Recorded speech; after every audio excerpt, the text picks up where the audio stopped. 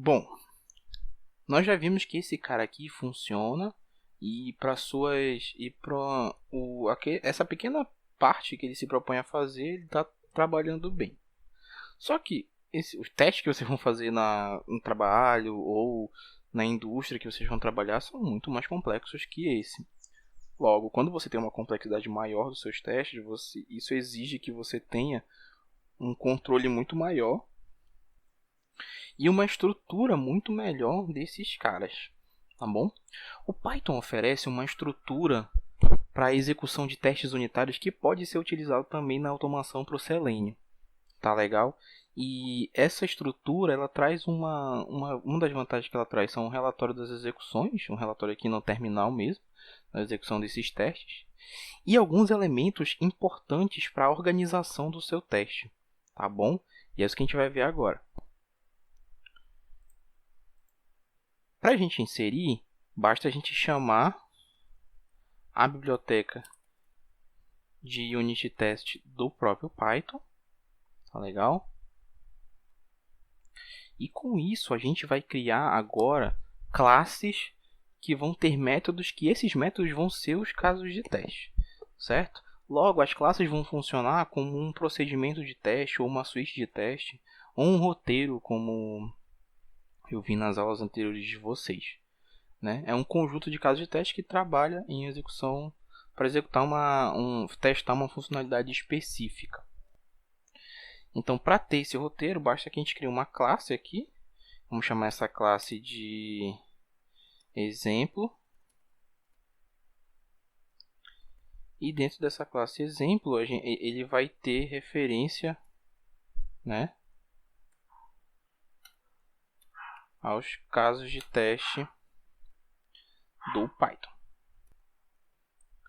Certo? Vai herdar aqui do unit test case, tá?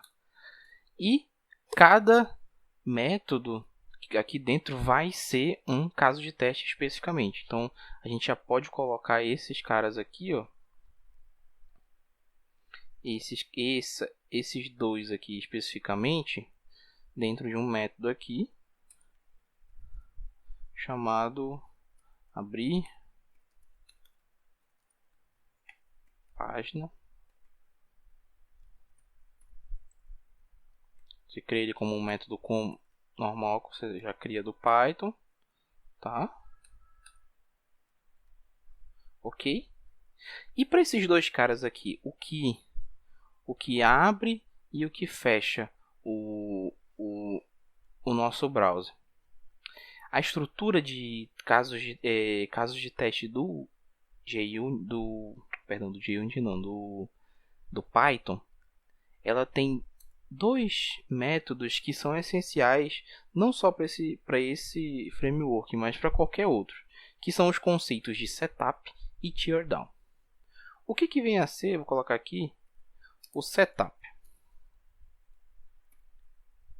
Setup, ele tem a ver com tudo aquilo que você realiza como pré-condição para o seu teste.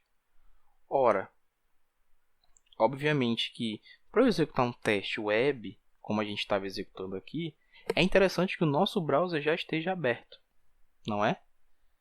Olha que legal. Então, o que acontece? A gente consegue separar em métodos aqui, dentro da nossa classe, as tarefas que têm que ser executadas antes de todos os casos de teste executarem.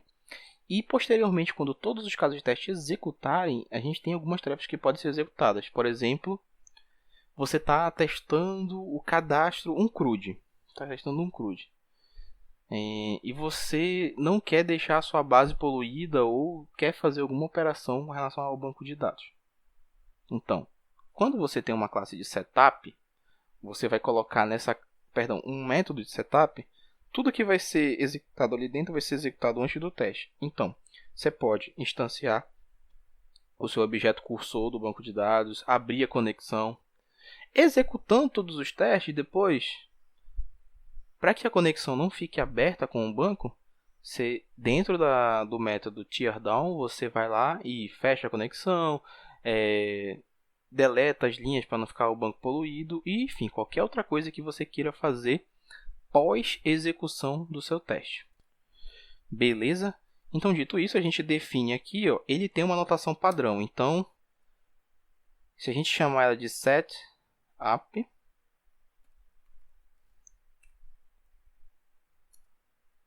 perceba que ele já tem até uma anotação aqui. Então, a gente vai colocar aqui a anotação normal de um método Python. E o que a gente precisa para o nosso teste aqui? O que a gente precisa executar primeiro? Obviamente, a gente precisa abrir o nosso WebDriver. Então, quando a gente coloca aqui dentro, eu tenho certeza que antes de qualquer teste, se eu tiver aqui, por exemplo, um outro método, def2, def3 e assim por diante, tudo que está dentro do setup ia ser executado antes de todos esses caras serem executados. Entendeu? Então, a gente tem aqui o nosso setup que realiza essa chamada, ok? E temos o outro método também, que é o def tear down, que é tudo que tem que ser executado após o seu teste. Então, a gente vai colocar esse cara aqui que vai, e não é quit, é close. Ok? Dito isso, vamos executar aqui para ver se o nosso teste continua de pé. Então, a gente chama aqui o example.py aqui dentro. E está faltando uma parte aqui, por isso que ele não, acho que ele não vai executar aqui, porque está faltando um detalhe bem importantíssimo aqui, que são essas duas linhas aqui, que vão servir justamente para fazer a chamada aqui no terminal para o unit test aqui, tá legal? Então, se a gente executar esse cara,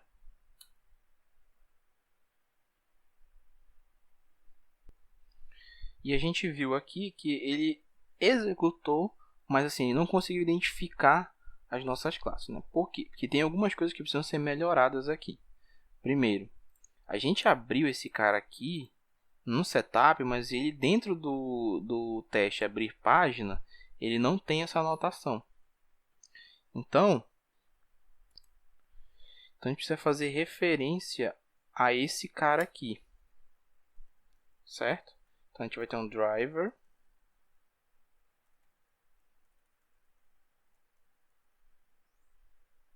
ponto. Na verdade, desculpa, self driver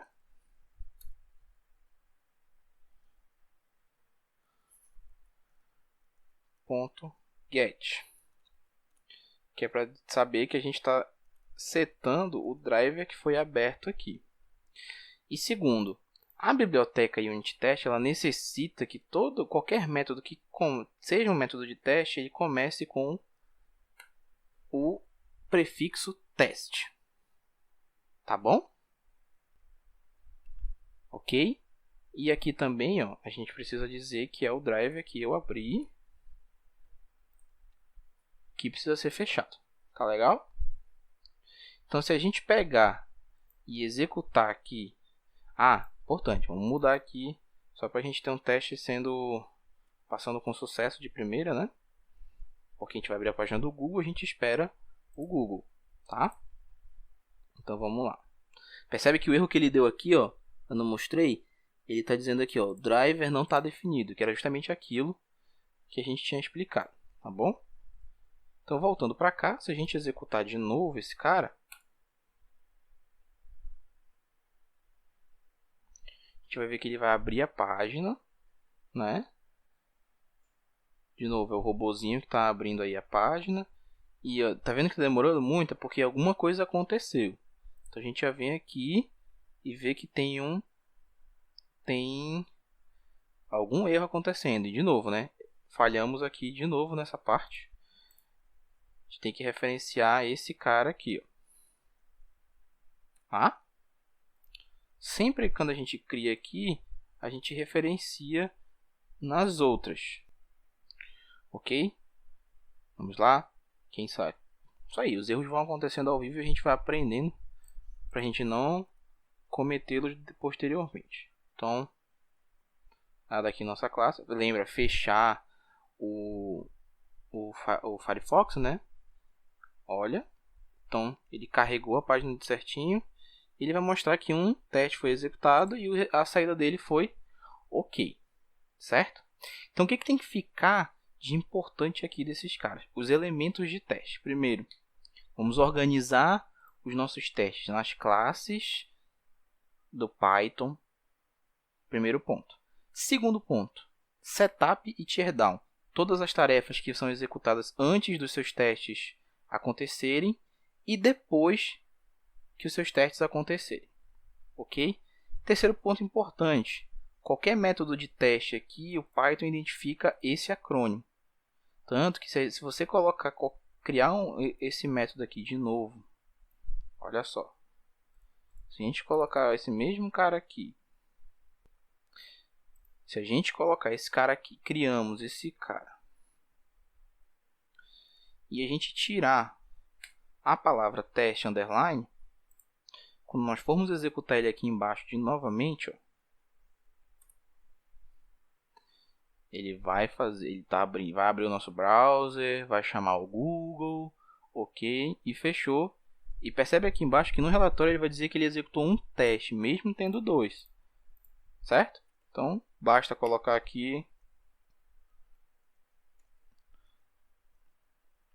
ok? Olha só, a gente executar de novo esse cara.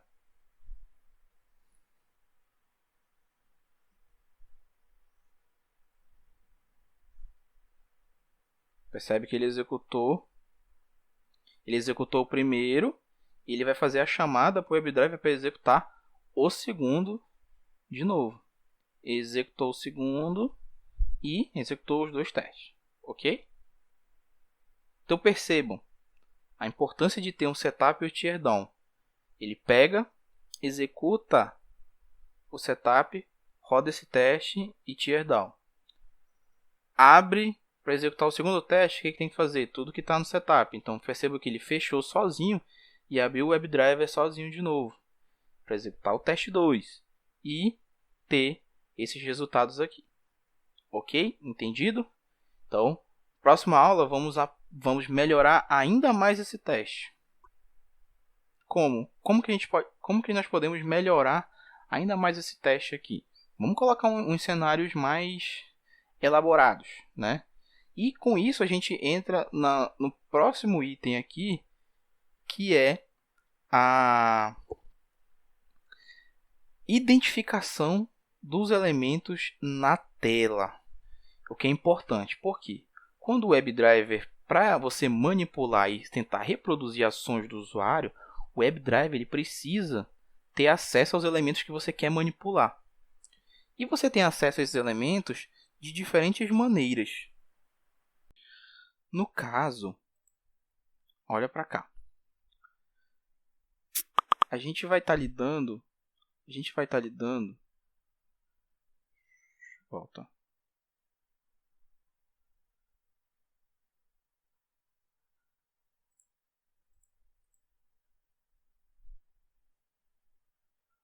Olha só. No caso, como a gente vai estar lidando na maioria com web, o HTML ele tem formas de identificar os elementos visuais dentro da tela. Por exemplo, a gente pode ter uma identificação por ID, certo? A gente pode ter uma identificação por name, se é o caso do nome do elemento. Identificação pela classe do CSS, certo? E uma identificação por XPath. O que acontece? O Selenium ele tem maneiras de capturar cada elemento da tela buscando por algum desses parâmetros. E conforme você busca por um desses parâmetros, você consegue manipular esses caras dentro do código-fonte. No caso do código do script de teste. Tá bom? Sendo assim, vamos voltar para a nossa página. Eu abri aqui o Google dentro do nosso contexto. E vamos só incrementar esse caso de teste especificamente para a gente buscar e pesquisar por algum termo aqui, ok? Bom, qual é o elemento que a gente quer interagir dentro dessa tela? É com essa caixa de texto aqui e com esse botãozinho de pesquisar aqui ou pressionando a tecla Enter. Então, vamos tentar simular um comportamento. Eu quero buscar aqui por selênio, certo? Quando eu pressiono pesquisa Google ou pressiono a tecla Enter, ele deve carregar uma página assim, ok? Dado? Então, a gente vai tentar reproduzir essa simulação aqui nos nossos WebDrivers. E, trazendo assim o mínimo de prática possível, percebe que existem dois cenários. Olha lá, você está treinando suas habilidades de testador, QA, e você precisa ver que quando você insere aqui um elemento para ser pesquisado, existem duas formas de você pesquisar. Um é por pressionar a tecla Enter e o outro por pressionar o botão aqui, certo? Então vamos por partes. Primeiramente, precisamos identificar esse cara. Dado esse cenário, vamos inspecionar esse elemento aqui e ver que ele tem o name chamado que. Olha que legal. Ele tem esse nome aqui. Então, como a gente viu lá nas classes aqui do Selenium, a gente tem como buscar pelo nome. Sendo assim, vamos tentar aqui dentro, vamos renomear, abrir a página, criamos aqui esse teste que está repetindo, então vamos colocar aqui buscar e underline enter, que a gente vai simular esse cara buscando e apertando a tecla enter, tá bom? Então vamos lá. Bom, a gente vai abrir a página, ok? E a gente precisa instanciar esse elemento aqui dentro. Como é que a gente pode fazer isso? Vamos criar uma variável element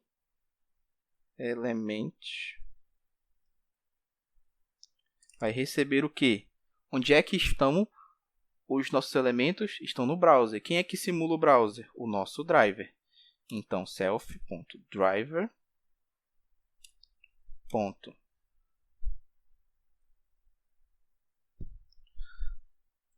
Aqui, a gente tem algumas funções já pré-definidas do find. Então, olha só, nós temos aqui por nome de classe, por seletor CSS, por ID, e aqui está o nosso nome.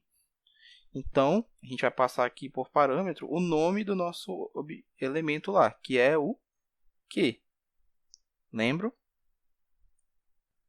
A partir de agora, essa variável element contém todo aquele elemento de caixa de busca aqui do Google, certo? Então, a gente pode interagir com esse elemento. Então, se eu quiser, eu posso dizer assim que esse cara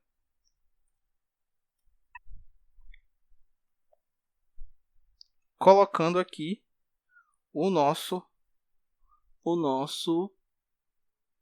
termos que nós temos que pesquisar, que é Selenium, certo? E como a gente definiu, esse teste ele vai fazer o cenário de buscando apertando a tecla Enter do computador. Então, a gente vai dizer assim, element, que é a nossa caixa de texto no momento, ponto, send keys, e a gente tem aqui um objeto da classe keys daqui do Selenium, ponto, return.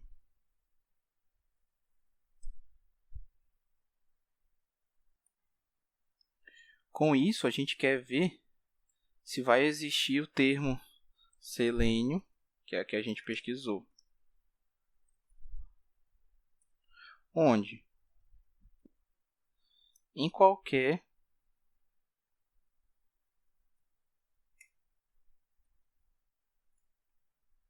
page source desse arquivo, ok? Caso contrário, o teste vai falhar. Tá legal? Vamos ver se vai executar nosso caso de teste? Primeiro, fechado aqui. Todos os elementos aqui do Firefox. Então vamos lá.